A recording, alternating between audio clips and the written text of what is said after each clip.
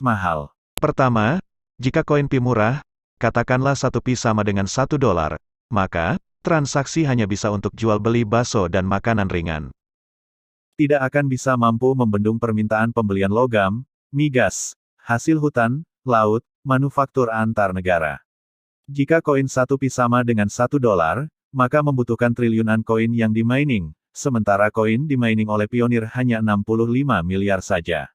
Dan, itu pun di lock-up 90%, selebihnya dipakai buat transaksi.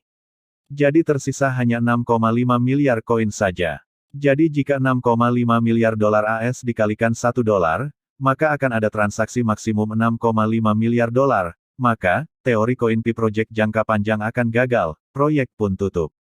Ingat, visi Pi Network adalah, membangun orang biasa menjadi pengendali ekonomi dunia. Jadi, koin Pi gak bisa murah. Kedua, bagaimana jika koin Pi $100? Koin beredar asumsi 6,5 miliar koin, maka koin yang bisa dilakukan transaksi adalah hanya 650 miliar dolar atau 9.100 triliun rupiah. Sebuah perdagangan emas gold dunia mencapai ribuan triliun rupiah. Jadi, khusus untuk mengcover emas dunia aja antar negara sudah tak mampu. Menurut kabar, akhir Juni tahun 2022, Uni Eropa akan mendepositkan dana 4 triliun USD. Jika 4 triliun USD dibagi 6,5 miliar koin, khusus perdagangan Uni Eropa, maka dana yang dibutuhkan per satu koin adalah $667 Amerika Serikat. Jadi, masih gak cukup untuk menjangkau perdagangan emas, logam, migas, hasil laut, perdagangan China, dan Amerika. Maka, 1 Pi tak cukup hanya $667. Jika 1 Pi hanya $1.000, maka nilai transaksi maksimum adalah 65.000 miliar dolar. Perdagangan dunia, dari sumber Yahoo Finance, hampir 900 juta miliar dolar. Masih jauh dari kebutuhan transaksi. Jadi, koin Pi belum bisa menjadi pengganti uang transaksi. Belum lagi kebutuhan transaksi marketplace. Untuk sementara transaksi 900 juta miliar, kebutuhan perdagangan dunia secara umum. Tidak termasuk kebutuhan manufaktur, marketplace Amazone, Alibaba, dan sejenisnya. Jika 1 Pi hanya $1 seperti di awal, maka, Mr. Elon alias Elon Musk, bisa membeli semua koin yang kita mining. Elon Musk pengendali koin Pi. Sedangkan uang Elon Musk mencapai 2.200 miliar dolar. Maka dia akan menjadi dominasi koin dan tidak akan bisa desentralisasi harga. Sementara Pionir akan gigit jari. Bagaimana jika 1 Pi mencapai $10.000? Maka, nilai transaksi perdagangan akan mencapai 65.000 miliar dolar. Karena marketplace adalah awal pembentukan, ekologi perdagangan antar Pionir, maka investor yang juga Pionir supaya punya akun dan bisa beli koin dari Pionir dengan menukar barang. Mungkin, masih wajar, kalau 1 Pi hanya $10.000. Namun, jika setelah open mainnet, nilai 1 Pi sama dengan $10.000, masih belum relevan. Mengapa? Karena target core team, koin Pi dipakai di semua lini bisnis. Harus bisa dipakai dari jual sayur mayur, sampai jual logam, hasil tambang, migas, hasil laut juga hasil hutan dan manufaktur industri ringan sampai industri berat. Maka, kemungkinan, harga koin Pi mencapai $100.000, sangat mudah. Ketimbang harga koin Pi hanya $1 atau $10.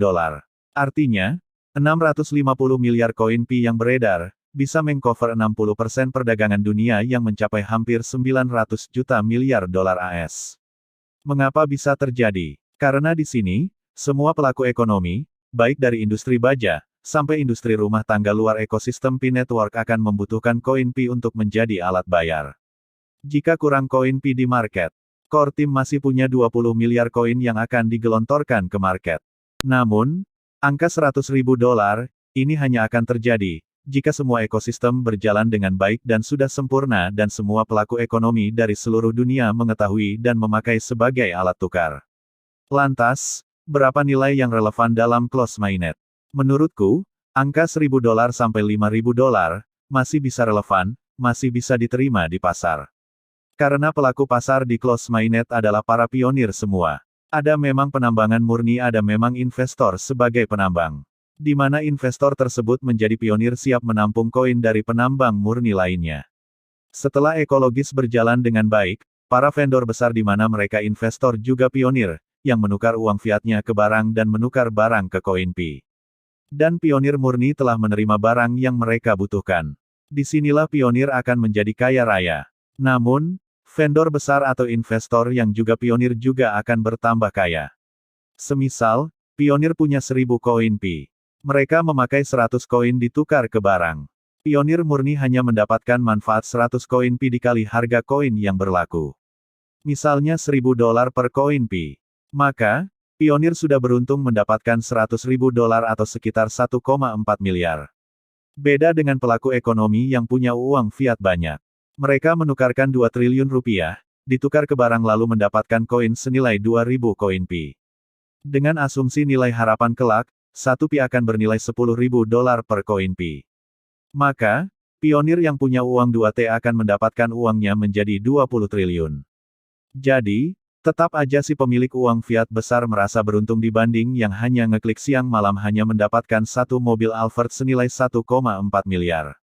Namun, dari sudut pandang keberuntungan, kedua-duanya sama-sama beruntung. Yang miskin jadi kaya, yang kaya tambah kaya raya. Jadi, kira-kira inilah gambaran singkat buat dipahami, bahwa koin Pi harus di atas $1000 saat close mainnet. Namun setelah open mainnet, harga akan naik secara perlahan atau cepat. Tergantung kondisi dunia membutuhkan koin Pi sebagai alat tukar. Demikianlah gambaran tentang harga koin Pi, kurang lebih, dari pemaparan saya. Saya hanya berbagi dari sudut pandang ekonomi dari disiplin ilmu yang saya miliki. Banyak kekurangan tentu karena ini bukan hasil analisis ilmiah. Ini hanya pemaparan, gambaran dan perspektif secara umum. Terima kasih. Salam bahagia, salam sukses pionir di seluruh penjuru dunia. Wassalamualaikum warahmatullahi wabarakatuh.